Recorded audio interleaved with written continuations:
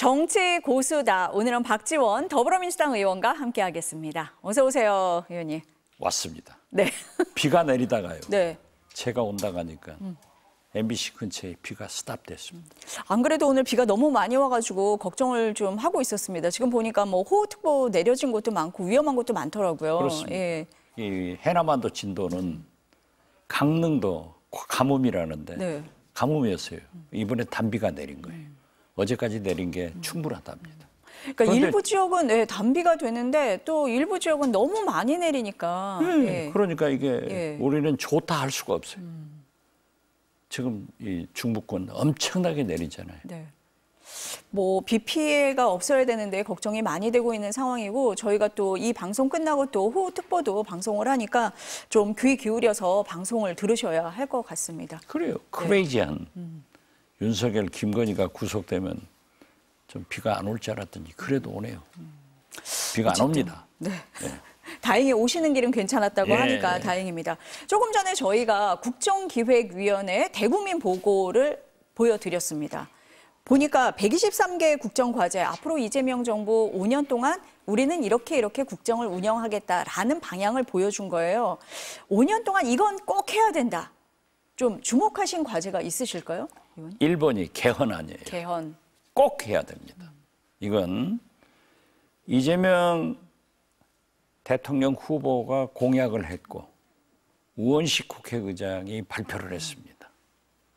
그렇기 때문에 개헌은 반드시 이재명 대통령이 하셔야 된다 하는 것과 두 번째로 말씀하신 개혁. 지금 내란 종식하고 3대 개혁하지 않으면 기회가 없습니다. 물 들어왔을 때 노져와야 돼요. 김대중, 노무현, 문재인 이 세 분 대통령은 하려고 해서도 방법이 없었어요. 의석이 적었으니까. 그렇지만 지금 이재명 대통령, 정청래 대표는 의석이 200여 석에 가깝잖아요.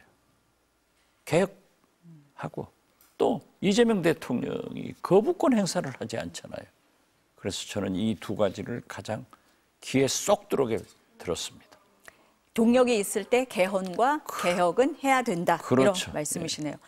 시작하실 때 윤석열, 김건희 구속됐다 이 말씀을 하셨습니다. 김건희 씨가 어젯밤에 구속이 됐습니다. 거의 자정이 다 돼서였는데요. 어떻게 보셨습니까? 저도 이제 12시 다 돼가는데 그냥 잤어요. 에라 하고 했는데 4시 반에 일어나서 보니까는 구속됐더라고요. 그때부터 잠을 못 잤는데 도대체 우리 대한민국이, 우리 국민이 무슨 죄가 있다고 박마리아, 최순실, 김건희 저 마녀들이 국정농단을 하는가 하면은 헌정사상 처음으로 대통령과 영부인이 동시 구속돼서 윤석열은 속옷바람으로 쇼를 하는가 하면은 의자 붙들고 조사받으러 안 나가는 저런 모습.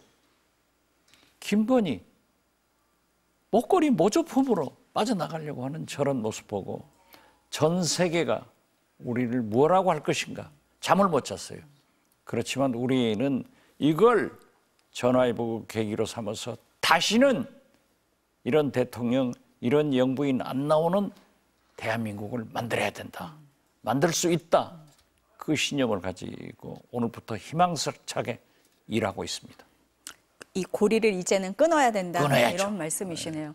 어제 재판부가 구속영장을 발부하면서 얘기했던 게 증거인멸 우려였습니다. 그렇습니다. 지금 의원님 말씀하신 목걸이요. 목걸이가 결정적이었다는 거잖아요.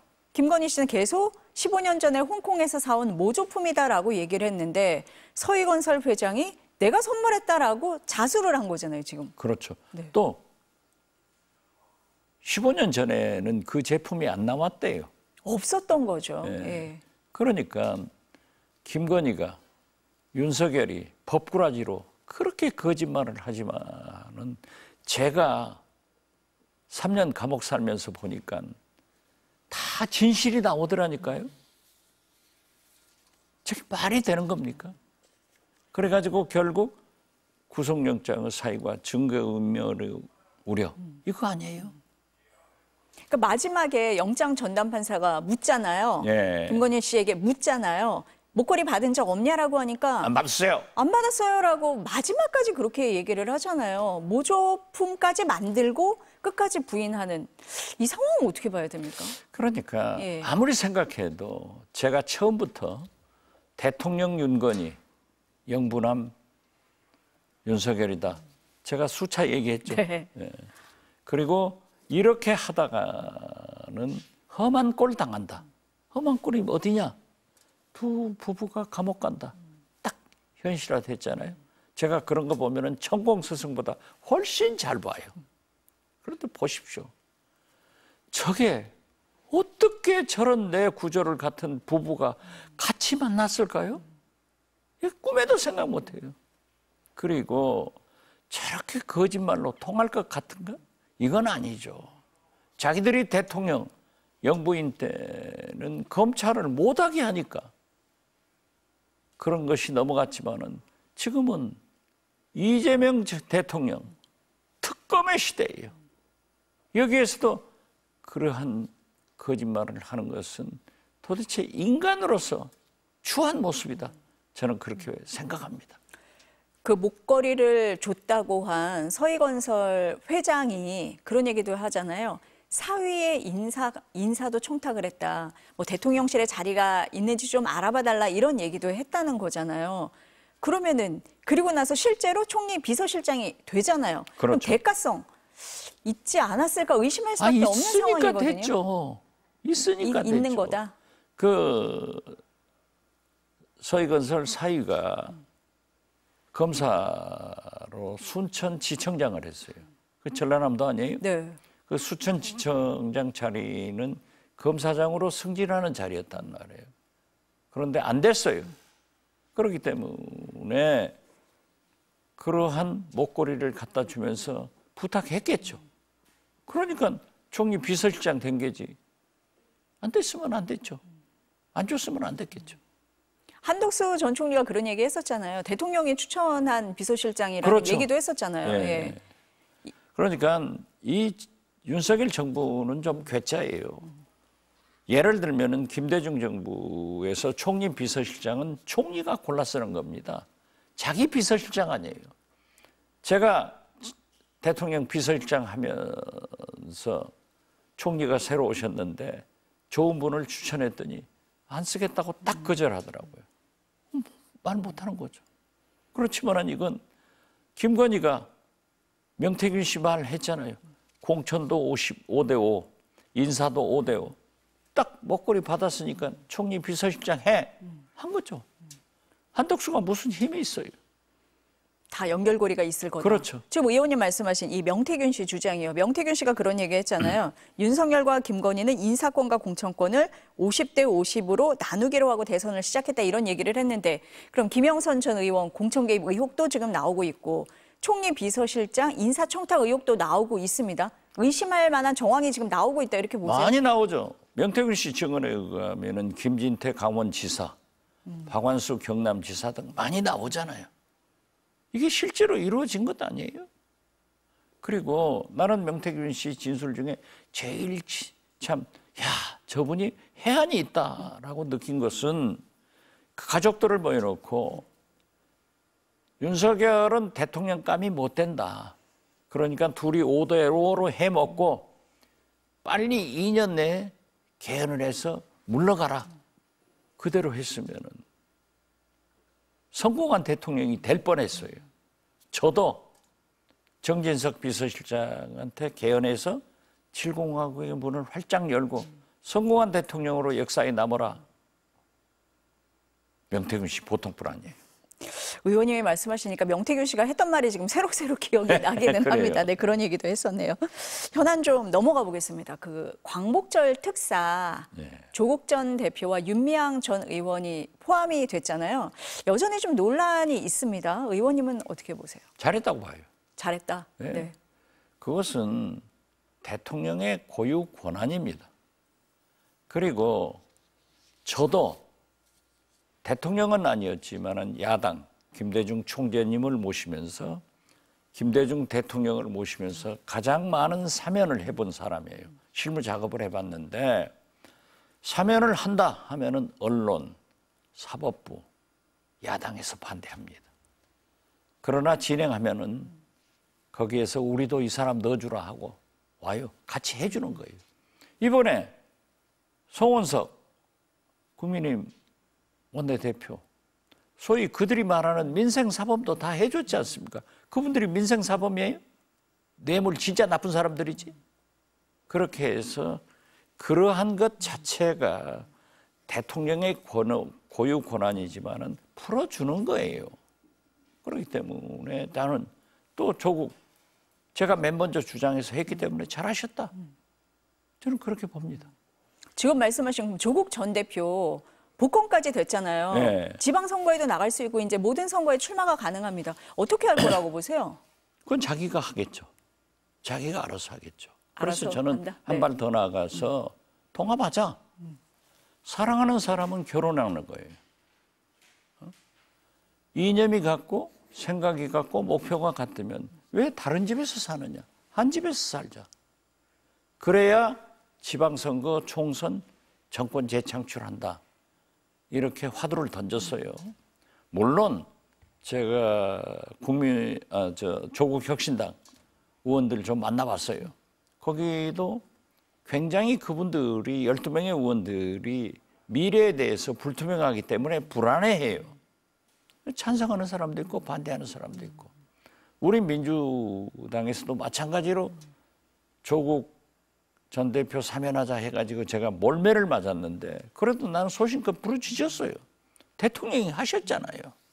자, 통합도 찬반이 있지만은 그것은 당에서 결정할 문제고 또 조국 전 대표가 무슨 계양에서 출마를 하건 서울시장을 부산시장을 출마를 하건 그것은 그분이 결정할 문제예요. 그리고 우리하고 만약 통합됐다 네. 하면은 당에서 공정한 경선을 통해서 후보는 나온다. 저는 그렇게 봅니다. 근데 조국혁신당에서 이런 얘기도 하더라고요. 호남에서는 건전한 경쟁을 하는 것이 호남 정치를 위해서도 바람직하다. 그러니까 지방선거에서 호남에서는 해볼 만하지 않느냐라고 보는 것 같습니다. 호남 누구보다 잘 아시잖아요. 그건 그분들이 담양 선거에서 하나 이겨보니까 좀 생각하는데 그 몇 석 이겨서 뭐 해요? 그리고 호남이 조국 혁신당한테 넘어갈 정도로 호락호락하지 않습니다. 그래서 저는 거듭 말씀드리는 거예요. 뭉쳐서 이기자. 그리고 정권 재창출하자. 그래서 조국 전 대표도 큰 물에서 놀아서 크게 한번 생각해 봐야지 12명 데리고 뭐 할 거예요? 이순신 장군이 상유 12척 가지고 했다가 하니까 자기들도 그건 옛날이에요.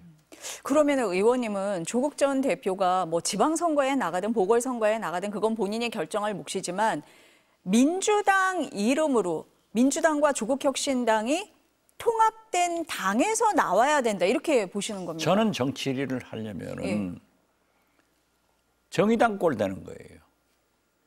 조국 혁신당은 군소정당에서 12석 가지고 뭘 하겠어요? 뭘 해요? 대통령 후보? 서울시장? 부산시장? 어려워요.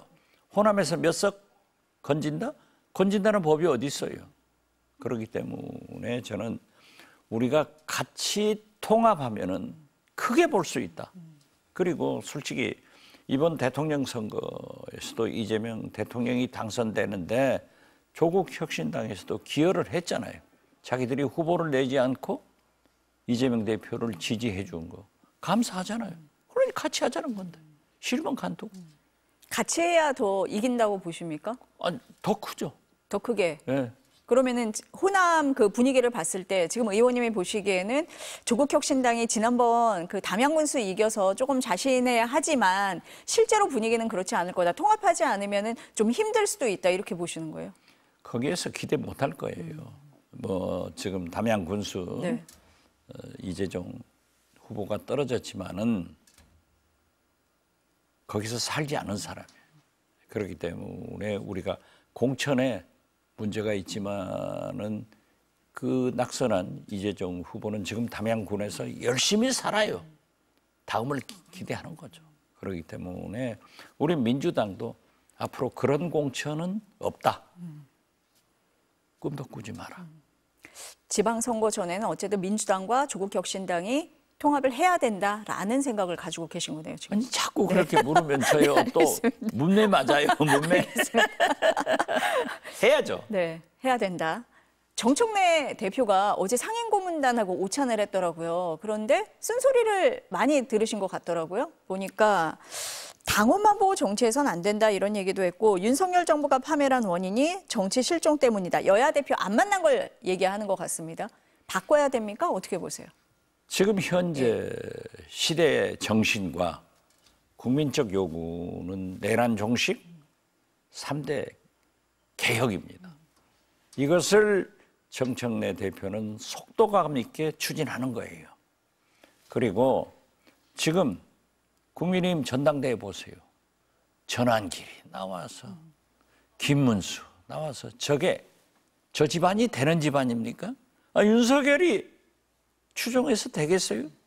그러한 사람들하고 어떻게 악수를 하느냐 하는 경고를 보낸 거예요.